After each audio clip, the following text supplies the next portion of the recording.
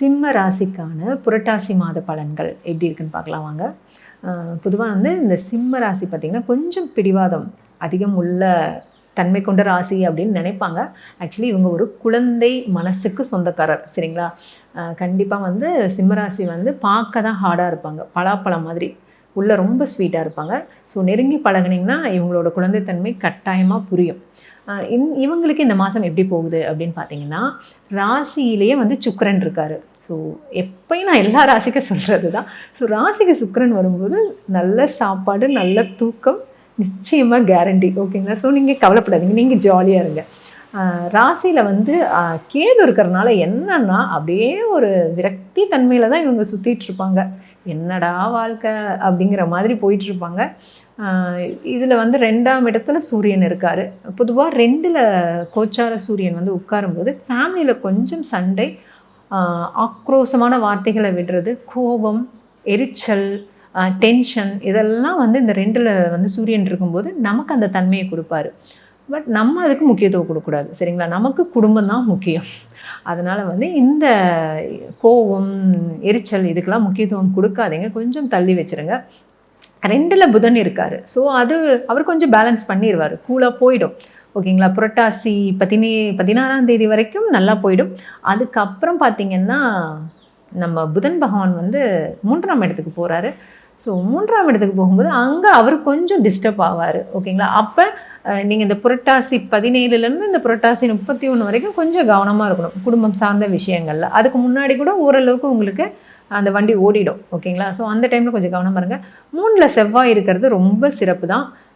எந்த ஒரு விஷயத்தையுமே எதிர்த்து நிற்கக்கூடிய ஆற்றலை கொடுக்கும். ஸோ நல்ல காரிய சித்தி இருக்கும். ரொம்ப ஒரு அருமையான அமைப்பு 3ல் செவ்வாய் இருக்கிறது, ஒன்றும் மைனஸ் கிடையாது, சரிங்களா? அடுத்து பார்த்திங்கன்னா ராசிக்கு 7ஆம் இடத்துல ராகு. அப்பப்பப்பா, இந்த ராகு வந்ததுலேருந்தே பார்த்திங்கனாலே கொஞ்சம் மனசளவில் கணவன் மனைவிக்குள்ளார ஒரு கருத்து வேறுபாடு நிச்சயமாக கொடுத்துட்டு தான் இவர் இருப்பார். தேவையில்லாத பெண்களோட பழக்க வழக்கங்கள் ஏற்படுத்திக்காதீங்க. அவர் இருக்கிற வரைக்கும் நான் அந்த பாயிண்ட் உங்களுக்கு சொல்லிகிட்டே தான் இருப்பேன், சரிங்களா? ஸோ அதனால் அது கொஞ்சம் காதில் போட்டு மனசில் ஏற்றி வச்சுக்கோங்க. ஸோ தேவையில்லாத பழக்கம் வழக்கம், முக்கியமாக பெண்கள், அதாவது பெண்களாக இருந்தாலுமே ஆண்கள் பெண்கள் 2 பேர்த்துக்குமே இது போதும். சிம்மராசியில் யார் இருந்தாலும் சரி, பெண்கள் சார்ந்து பழக்க வழக்கங்கள் ஏற்படும் போது ரொம்ப கவனமாக இருங்க. தேவையில்லாத பிரச்சனையில் உங்களை கொண்டு போய் இழுத்து சிக்க வச்சிரும், சரிங்களா? சரி, ஏதோ அவங்களுக்காக நான் வந்து ஜாமீன் கையெழுத்து போட்டேங்க, அவங்களுக்காக நான் பணம் வாங்கி கொடுத்தேங்க, தயவுசெய்து அந்த மாதிரி எதுலேயும் போய் மாட்டிக்காதீங்க, கவனமாக இருங்க. நட்பு வட்டத்துலையுமே கவனமாக இருங்க. மனசு காயப்படுற மாதிரி வார்த்தைகளை பயன்படுத்தாதீங்க, ஓகே? 8ஆம் இடத்துல சனி, அஷ்டம சனி போயிட்டுருக்கு. எந்த ஒரு புது இன்வெஸ்ட்மெண்ட்டும் பண்ணவே பண்ணாதீங்க. நிச்சயமாக ஏதாவது ஒரு லாஸ் வந்து ஏற்படுத்திடும், சரிங்களா? ஏன்னா நம்மளுக்கு பொதுவாக 8ல் சனி இருக்கும்போது ஒரு திருப்தியான அது நிலை கிடையாது, ஓகேங்களா? செலவினங்கள் ஏற்படுறது, அப்பாவுக்கு தொந்தரவு கொடுக்கறது, கெட்ட பேர், அவமானம் இதெல்லாம் ஏற்படுத்துறது, நிறைய லாஸ் கொடுக்கறது, இதெல்லாம் வந்து இந்த 8ல் இருக்கிற சனி பகவான் செய்ய வைப்பார். நம்மளுக்கு ஏற்கனவே லக்னத்தில் கேது உட்காந்துருக்காருங்களா, சாரி ராசியில் கேது உட்காந்துருக்கிறாரா, அதுவே கொஞ்சம் குழப்பத்தில் தான் நம்ம சுற்றிட்டு இருப்போம். இதில் 8ஆம் இடத்துல வேறு சனி, 7ஆம் இடத்துல வேறு ராகு. அதனால் மைண்டை நல்லா ஃப்ரீயாக வச்சுக்கோங்க, எதையும் பெருசாக திங்க் பண்ணாதீங்க, ஓகேங்களா? யாருக்காகவும் போய் சப்போர்ட்டுக்கு நிற்கிறது, மற்றவங்களுக்காக இன்வால்வ் ஆகிறது, இதெல்லாம் பண்ணாமல் நீங்கள் உண்டு உங்கள் வேலை உண்டுன்னு இருந்தீங்கனாலே நிச்சயமாக ரொம்ப நல்லா போயிடும், ஓகேங்களா? ஸோ நிதானமாக சும்மா இந்த ஒரு மாதம் வந்து அப்படியே நார்மலாக போகட்டுமே, ஒன்றும் தப்பு கிடையாது, இல்லைங்களா? ஸோ ரிலாக்ஸாக கொண்டு போங்க, ஒன்றும் கவலைப்படாதீங்க. ராசிக்கு 11ல் குரு இருக்கார் இல்லையா? ஸோ என்ன ஆசைப்பட்டாலும் கிடைச்சிரும், ரொம்ப நல்லாயிருக்கும், அருமையாக இருக்கும். 11th ஹவுஸில் குரு இருக்கிறது ஃபேமிலியில் திருமணம், குழந்தை, அதுக்கப்புறமேட்டு சுப நிகழ்ச்சிகள் எல்லாமே ஏற்படும், ஓகேங்களா? பட் இருந்தாலும் இவ்வளோ விஷயங்கள், இந்த சூரியன் நம்மளுக்கு கொஞ்சம் நெகட்டிவாக இருக்கார், ராகு நெகட்டிவில் இருக்கார், சனி இதாக இருக்கிறாரு. அப்படிங்கும்போது நம்ம என்ன பண்ணலாம், புது முயற்சிகள், புது விஷயங்கள் எல்லாம் இன்வால்மெண்ட் காட்டாமல் ரொட்டீனாக என்ன லைஃப் அதை வந்து அழகாக எடுத்துகிட்டு போயிட்டே இருங்க. இந்த மாதிரி விஷயங்களை எல்லாம் தவிர்க்கும்போது அந்த குரு இன்னும் பலமாக உங்களுக்கு வந்து செயல்படுவார், ஓகேங்களா? ஏன்னா 11லேருந்து நம்மளுக்கு அவர் செய்கிறதுக்கு தயாராக இருக்கிறாரு, நல்லா நம்மளை பார்த்துக்கிறாரு, ஓகே. ஸோ மற்ற விஷயங்களும் நம்மளுக்கு கொஞ்சம் பிரச்சனை கொடுக்குற விஷயங்கள் இருக்கு இல்லையா, அதில் நம்ம போய் சிக்கிக்காமல் அப்படியே வெளியே இருந்து மட்டும் வேடிக்கை பார்த்துப்போம் சரிங்களா. மற்றபடி ரொம்ப சிறப்பாக இருக்குது. முடிஞ்சதுன்னா நீங்கள் இந்த மாதம் என்ன பண்ணுறீங்க அப்படின்னு பார்த்தீங்கன்னா, ஏதாவது வந்து அன்னதானம் பண்ணிட்டு வாங்க, ரொம்ப நல்லாயிருக்கும். கட்டாயம் ஏதாவது ஒரு அன்னதானம் வந்து செய்யுங்க நீங்கள், ஓகேங்களா. வாரத்தில் ஒரு நாளோ இல்லை ஒரு 15 நாளைக்கு ஒரு நாளோ உங்களுக்கு எப்படி டைம் எப்படி முடியும் அப்படின்னு பார்த்து வந்து நீங்கள் அன்னதானம் பண்ணுறது ரொம்ப நல்லது. பொதுவாக பார்த்தீங்கன்னா இதில் பர்டிகுலராக அந்த மகம் நட்சத்திரக்காரங்க வந்து இந்த தண்ணீர் பந்தல், அதாவது தண்ணீர் எல்லாத்துக்கும் கொடுப்பாங்க இல்லைங்களா.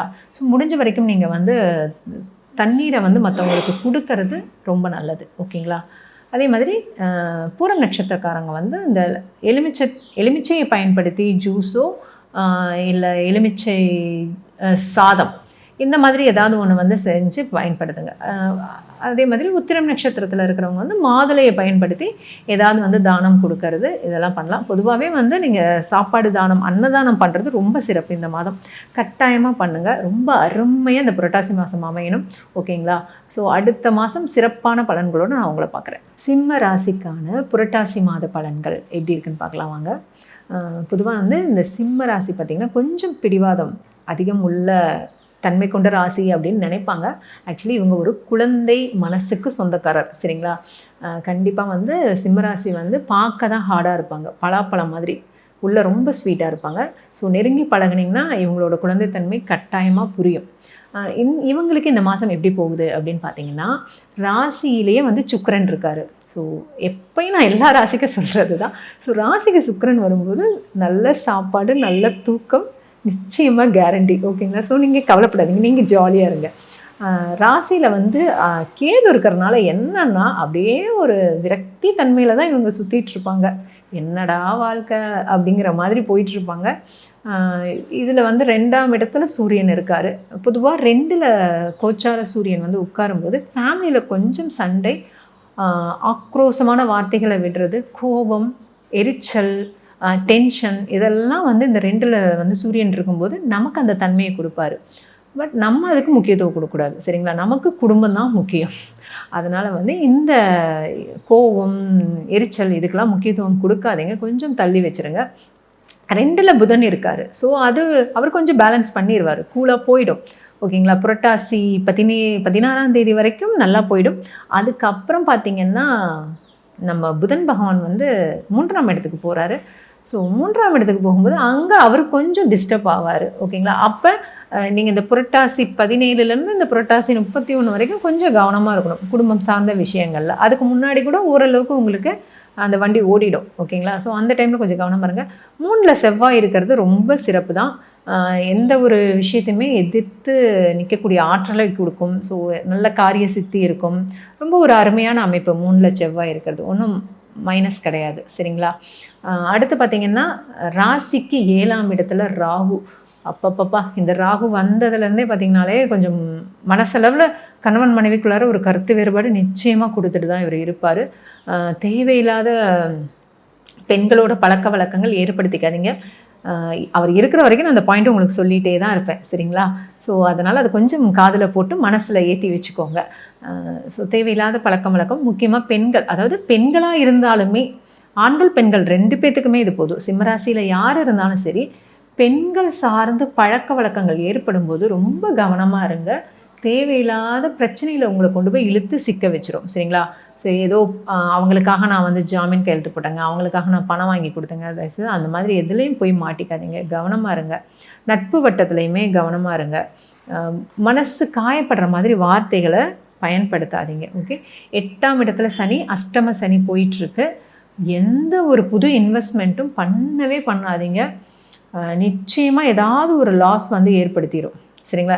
ஏன்னா நம்மளுக்கு பொதுவாக 8ல் சனி இருக்கும்போது ஒரு திருப்தியான அது நிலை கிடையாது, ஓகேங்களா.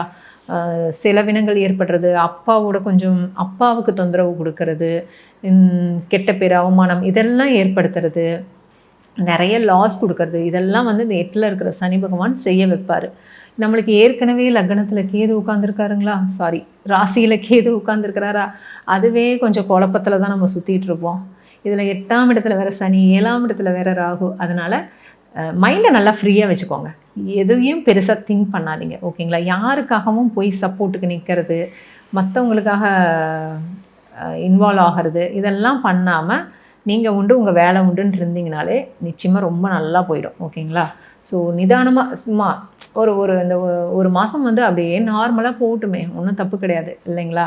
ஸோ ரிலாக்ஸாக கொண்டு போங்க, ஒன்றும் கவலைப்படாதீங்க. ராசிக்கு 11ல் குரு இருக்கார் இல்லையா? ஸோ என்ன ஆசைப்பட்டாலும் கிடைச்சிரும், ரொம்ப நல்லாயிருக்கும், அருமையாக இருக்கும். 11th ஹவுஸில் குரு இருக்கிறது ஃபேமிலியில் திருமணம், குழந்தை, அதுக்கப்புறமேட்டு சுப நிகழ்ச்சிகள் எல்லாமே ஏற்படும். ஓகேங்களா? பட் இருந்தாலும் இவ்வளோ விஷயங்கள், இந்த சூரியன் நம்மளுக்கு கொஞ்சம் நெகட்டிவாக இருக்கார், ராகு நெகட்டிவில் இருக்கார், சனி இதாக இருக்கிறாரு. அப்படிங்கும்போது நம்ம என்ன பண்ணலாம், புது முயற்சிகள், புது விஷயங்கள் எல்லாம் இன்வால்மெண்ட் காட்டாமல் ரொட்டீனாக என்ன லைஃப் அதை வந்து அழகாக எடுத்துகிட்டு போயிட்டே இருங்க. இந்த மாதிரி விஷயங்களை எல்லாம் தவிர்க்கும்போது அந்த குரு இன்னும் பலமாக உங்களுக்கு வந்து செயல்படுவார். ஓகேங்களா? ஏன்னா 11லேருந்து நம்மளுக்கு அவர் செய்யறதுக்கு தயாராக இருக்கிறாரு, நல்லா நம்மளை பார்த்துக்கிறாரு. ஓகே. ஸோ மற்ற விஷயங்களும் நம்மளுக்கு கொஞ்சம் பிரச்சனையை கொடுக்குற விஷயங்கள் இருக்கு இல்லையா, அதில் நம்ம போய் சிக்கிக்காமல் அப்படியே வெளியே இருந்து மட்டும் வேடிக்கை பார்த்துப்போம். சரிங்களா? மற்றபடி ரொம்ப சிறப்பாக இருக்குது. முடிஞ்சதுன்னா நீங்கள் இந்த மாதம் என்ன பண்ணுறீங்க அப்படின்னு பார்த்தீங்கன்னா, ஏதாவது வந்து அன்னதானம் பண்ணிட்டு வாங்க, ரொம்ப நல்லாயிருக்கும். கட்டாயம் ஏதாவது ஒரு அன்னதானம் வந்து செய்யுங்க நீங்கள். ஓகேங்களா? வாரத்தில் ஒரு நாளோ இல்லை ஒரு 15 நாளைக்கு ஒரு நாளோ உங்களுக்கு எப்படி டைம் எப்படி முடியும் அப்படின்னு பார்த்து வந்து நீங்கள் அன்னதானம் பண்ணுறது ரொம்ப நல்லது. பொதுவாக பார்த்தீங்கன்னா இதில் பர்டிகுலராக அந்த மகம் நட்சத்திரக்காரங்க வந்து இந்த தண்ணீர் பந்தல், அதாவது தண்ணீர் எல்லாத்துக்கும் கொடுப்பாங்க இல்லைங்களா? ஸோ முடிஞ்ச வரைக்கும் நீங்கள் வந்து தண்ணீரை வந்து மற்றவங்களுக்கு கொடுக்கறது ரொம்ப நல்லது. ஓகேங்களா? அதே மாதிரி பூர நட்சத்திரக்காரங்க வந்து இந்த எலுமிச்சையை பயன்படுத்தி ஜூஸோ இல்லை எலுமிச்சை சாதம் இந்த மாதிரி ஏதாவது ஒன்று வந்து செஞ்சு பயன்படுத்துங்க. அதே மாதிரி உத்திரம் நட்சத்திரத்தில் இருக்கிறவங்க வந்து மாதுளையை பயன்படுத்தி ஏதாவது வந்து தானம் கொடுக்கறது இதெல்லாம் பண்ணலாம். பொதுவாகவே வந்து நீங்கள் சாப்பாடு தானம், அன்னதானம் பண்ணுறது ரொம்ப சிறப்பு. இந்த மாதம் கட்டாயமாக பண்ணுங்கள், ரொம்ப அருமையாக இந்த புரட்டாசி மாதம் அமையணும். ஓகேங்களா? ஸோ அடுத்த மாதம் சிறப்பான பலன்களோடு நான் உங்களை பார்க்குறேன்.